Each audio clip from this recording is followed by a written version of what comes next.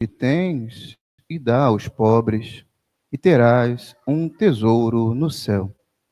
Depois vem e segue-me. Mas quando ele ouviu isso, ficou abatido e foi embora cheio de tristeza, porque era muito rico. Jesus então olhou ao redor e disse aos discípulos: Como é difícil para os ricos entrar no reino de Deus. Os discípulos se admiravam com estas palavras, mas ele disse de novo: Meus filhos, como é difícil entrar no reino de Deus. É mais fácil um camelo passar pelo buraco de uma agulha do que o rico entrar no reino de Deus. Eles ficaram muito espantados ao ouvirem isso e perguntavam uns aos outros: Então, quem pode ser salvo? Jesus olhou para eles e disse: Para o homem isso é impossível, mas não para Deus. Para Deus tudo é possível. Palavra da salvação. Glória a vós, Senhor. Amados irmãos, queridas irmãs, que alegria poder celebrar esta Santa Missa nessa segunda-feira de Carnaval, escutarmos a palavra do Senhor que nos convida a correr ao seu encontro, como essa pessoa no Evangelho de Marcos, no outro Evangelho identificado como um jovem que corre ao encontro de Jesus. Isso mostra quanto que o seu coração, e muitas vezes o nosso coração, sedento, necessitado, precisa fazer o movimento de ir até o Senhor. Isso já nos mostra um ensinamento muito importante, como já dizia no Antigo Testamento: aproximai-vos de Deus enquanto Ele se deixa encontrar. Nós podemos correr ao encontro do Senhor, porque a nossa ida não será frustrada, porque o primeiro a desejar ser encontrado é o nosso Deus, é Jesus. Ele se deixa encontrar. Por isso, essa pessoa que corre ao encontro do Senhor não tem o seu empenho frustrado, porque ele é acolhido, ele é recebido por um Deus. E nesse diálogo que se inicia, essa pessoa apresenta a Jesus a sua inquietação. Mestre, bom mestre, o que devo fazer? O que eu devo fazer para ganhar a vida eterna? A gente pode até pensar e ver Jesus diante de tantas questões, tantas pessoas que o procuravam. Senhor, cura meu filho, Senhor, me dá isso, Senhor, me dá aquilo. Aparece diante do Senhor alguém com uma inquietação sublime, elevado. E Jesus o confronta. Como você pode me chamar de bom? Só Deus é bom. Está nos fazendo perceber que toda a ação para ganharmos a vida eterna não vem da nossa corrida ao encontro a Jesus, não vem de nossas forças, mas vem da bondade de Deus. Pois a vida eterna, ela é alcançada a nós pela misericórdia do Senhor, pela bondade de Deus. E continua o diálogo. Jesus o provocando, como falando conosco. Você conhece os mandamentos? E Jesus começa de uma ordem invertida, quase que para provocar: olha, não pode matar, não cometerás adultério, não roubarás. Ele vai falando, dando exemplo, falando, ajudando esse rapaz, esse homem, essa pessoa, a fazer um exame de consciência. Porque quando nós nos encontramos com Jesus, ele nos provoca a revelarmos a nossa verdade. Como é que está a sua vida? Como é que está aí o processo? Porque você corre, sobretudo com a quantidade de jovens adolescentes que nós temos aqui, se manda a correr aqui em volta do campo, é capaz de correr de fato. Mas correr pelo Senhor é exigente. Não basta correr. Ao nos depararmos com o Senhor, Ele vai nos perguntar como é que está a sua vida. Como é que anda aí o conhecimento e o amor à lei de Deus? Jesus faz um exame de consciência com esse rapaz. nessa pessoa e ele fala: Senhor, tudo isso eu estou guardando, me esforçando desde a minha juventude. Jesus estava diante de um coração bom. Jesus estava diante de uma pessoa que estava se esforçando, mas provavelmente se esforçava do jeito dele, do jeito que ele sabia que ele conseguia. E aí Jesus, sabendo de toda a potência do nosso coração, do coração dele, faz uma proposta para tirá-lo da sua zona de conforto. Ora, eu sou um judeu bom. Podia dizer esse rapaz, essa pessoa: eu sou um judeu, ok, na média. Dá para tirar um 6 e ser aprovado no final do ano. Ok. Mas Jesus não quer pessoas, ok, boas, na média. Jesus quer pessoas que busquem viver a radicalidade da sua proposta. E aí Jesus dá um passo além. Faz uma proposta que vai além. Que bom, poderia dizer, que você está guardando tudo isso. Mas uma coisa te falta. Te falta desapegar daquilo que é lícito a você. Porque para viver a santidade, não basta rejeitar aquilo que é ruim. É preciso ter a coragem de abrir mão de tudo. E tudo é tudo. Confiar todos os seus projetos e sonhos nas mãos do Senhor. Quando eu estava no seminário, tinha um padre mais velho, meninos, Monsenhor Luiz de Gonzaga, fumava mais que não sei o quê. E o Monsenhor, com aquela voz rouca dele, falava para a gente como seminarista: o seminarista entra no seminário, coloca toda a vida na mão de Jesus e ao longo do tempo ele vai tirando aquilo que ele quer. Nós podemos fazer isso com o Senhor. Porque quando o Senhor nos pede tudo, Ele quer tudo. Não para que nós fiquemos sem nada, mas para que nós tenhamos o tudo que é Ele. Pois nada pode existir, nem de ruim, nem de bom, entre eu e Jesus. Existe aqui um pequeno detalhe. Antes de Jesus fazer essa proposta de entrega do tudo, disse a pessoa, o jovem: mestre, tudo isso eu tenho observado desde a minha juventude. Jesus olha para ele com amor e disse: uma coisa te falta, vai, vende tudo, dá aos pobres, e depois você vem e me segue. Ora, essa pessoa, esse jovem, se entristeceu diante da proposta do Senhor. Não pela proposta, porque a proposta ela é de fato exigente, mas pela sua dificuldade de desejar viver a vontade do Senhor. Na primeira leitura de hoje, nós escutamos um trecho tirado do livro do Eclesiástico, que é um livro muito singular, né? Fruto do estudo da defesa da fé, que pertence à tradição católica, porque é um livro que apenas a nossa Bíblia tem. Nossos irmãos protestantes tiraram esse contexto, esse livro do cânon dele. Mas esse livro ele é muito precioso. Não foi uma coisa que a gente inventou.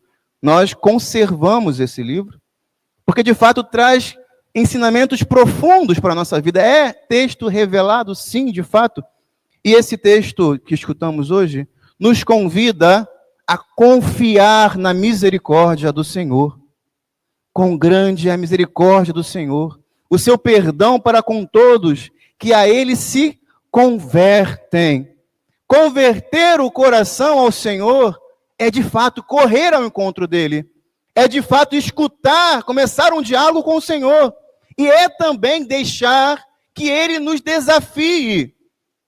Isso se chama um processo.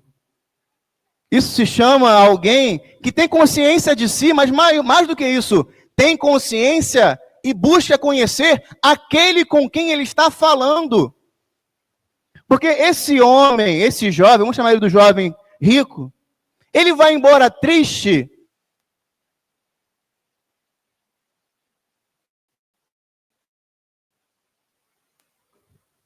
Ei, vocês não vão me calar. Ele vai...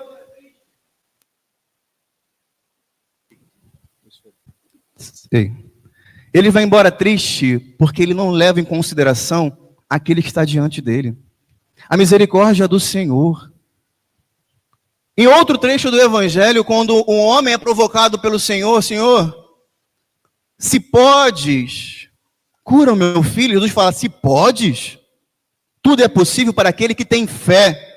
E o homem humildemente diz, Senhor, eu tenho fé, mas ajuda na minha falta de fé. Qual deve ser a postura daquele que escuta a proposta do Senhor, reconhece que a proposta é altíssima, olha para a meta e olha para si e fala, eu não dou conta. Qual deve ser a postura daquele que corre ao encontro do Senhor, dialoga com o Senhor, escuta a proposta e reconhece-se pequeno? Confiar toda a sua vida naquele que é grande. A postura de um homem, uma mulher, um jovem, que sabe das suas limitações, não é ir embora da presença do Senhor. É se jogar aos pés daquele que está à frente dele e fala, Senhor, eu tenho muita coisa, eu não sei o que fazer com isso, me ajuda, dá o seu jeito, eu não consigo. Essa é a postura de um homem e de uma mulher de fé. Foi feita uma proposta impossível também a uma jovem. Sabe, Giovanni? Foi feita uma proposta nunca antes feita na história da humanidade. E não foi por qualquer pessoa. Meu xará, conhece, Gabriel? Meu xará, desceu do céu até uma jovenzinha, por volta dos seus 14, 16 anos, fez para ela uma proposta impossível, assim como é a santidade para nós. E ela, ao escutar essa proposta, não se acovardou, não saiu correndo de casa, não foi embora triste porque era muito isso e muito aquilo, coitadinho de mim. Abriu o seu coração e disse, como se dará isso? Como que isso vai acontecer? E aí meu xará falou para ela, não se preocupa, a força do alto te cobrirá. Será revestida, preenchida, totalmente tomada pelo Espírito Santo. E ele te fará mãe do Altíssimo, mãe do Filho de Deus. E diante desta proposta, dessa explicação, desse aprofundamento, essa jovem se abaixa, se humilha e se coloca, eis aqui a serva do Senhor, faça assim em mim, segundo a sua palavra, o seu poder, o seu querer, o seu desígnio. Eu sou todo de Deus. Ela não foi embora triste, ao contrário, se converteu e se tornou causa da nossa alegria. Essa é a nossa mãe, a quem nós estamos dedicando ao longo desse dia as meditações e as orações. Como mestra, mãe, modelo para a igreja, nos ensina a não fugir das propostas difíceis do Senhor. Não nos fazer de vítima, porque eu sou muito isso, porque eu sou muito aquilo, porque eu já fiz isso, já fiz aquilo, maior que os seus pecados. É a graça de Deus. Pois São Paulo vai dizer, onde abundou um pecado, superabundou a graça. Esse é o nosso Deus. Um Deus que não cansa e não se cansa. Voltando ainda à primeira leitura de hoje, tem um detalhe muito importante. Já vou finalizando, tem gente abrindo boca já, né? No versículo 26, da primeira leitura de hoje, o autor diz, não te demores no erro dos ímpios. Não te demores. Louva a Deus antes da morte. O morto, como que não existe, já não louva. Louva a Deus enquanto está vivo. Meus irmãos, o seu coração está batendo no seu peito? Sim. A vida em seus pulmões? Sim. Há esperança e possibilidade de melhora. Mas para isso é preciso não nos demorar no erro. O autor disse, não se demore no erro. Ele não está dizendo, não caia, não peque, porque ele sabe das nossas impossibilidades. O Senhor sabe em quem ele está depositando as fichas. Se tem alguém que não pode ser enganado, é nosso Senhor. Se ele escolheu investir tudo em mim, ele sabe tudo o que eu valho. E eu valho muito. Você também. Por isso o convite do Senhor, diante dessa proposta de santidade, desse caminho de conversão, dessa luta para escutar a vontade de Deus, não é buscar uma vida fora da sua humanidade. Tem gente que quer ser robô, quer ser anjo. Ah, padre, porque eu pequei, eu sou pecador. Prazer, eu também. Esse dia eu apertei a mão de um rapaz. Padre, eu sou muito pecador. Eu falei, prazer, eu também. Que isso, padre? Eu falei, meu filho, o que você quer? A gente não pode demorar no erro. A gente não pode ficar criando desculpa para não se aproximar do Senhor. Recentemente eu tive uma experiência, tive contato com um sacerdote, que é lá do Amazonas. Ele falava, padre, meu povo muitas vezes fica meses e meses sem missa, sem contato do padre, porque quando abaixa a água do rio, não tem como chegar. E eu voltei, tive essa conversa com ele, ele falava das dificuldades de lá do Amazonas e tal. E eu voltei para a Arquidiocese de Niterói, peguei o ônibus de Niterói até Manilha. No caminho eu contei 6 paróquias, todas com pelo menos um padre. E aí eu te pergunto, quando você cai, quando você reconhece que fez besteira, você não se confessa por quê? Você não busca ajuda em Deus, na igreja que Ele te confiou, para cuidar de você. Você não vai até o sacerdote e falar, Senhor, Padre, fiz besteira, me perdoa. Por que você não vai? Ah, Padre, minha vida é muito ocupada, eu tenho muito tempo, eu não tenho muito tempo, me falta isso, me falta aquilo. Desculpa do demônio. Isso mexeu um pouco comigo. Quando eu voltei dessa conversa de sacerdote que falava do Amazonas, eu falava, a gente não tem desculpa para não se aproximar do Senhor. Temos padre, temos missa, temos palavra de Deus, temos confissão à vontade. Quanto custa para você se reaproximar do Senhor? 5,50 a passagem do ônibus? R$13 o preço do Uber? Um pouquinho da sola do seu sapato? Não te falta tempo, meu filho, minha filha, te falta amor. Tenha certeza de que o Senhor não espera que você não caia. Ele deseja te ajudar a se tornar santo e nunca mais pecar. Esse é o desejo do coração de Deus. Deve ser o nosso também. Mas somos seres humanos. E isso vai acontecer. E quando acontecer, não nos demoremos no erro. Pois o Senhor que nos olha com amor, espera e merece ser retribuído com um olhar de amor de volta. Não saiamos tristes da presença do Senhor, porque nos falta isso, nos falta aquilo. Nunca nos faltará a misericórdia de Deus, a sua benevolência, o seu braço aberto, o seu lado transpassado. Nunca nos faltará a intercessão da Virgem Maria, a mediação da igreja. Nunca nos faltará. Agora pode nos faltar o amor.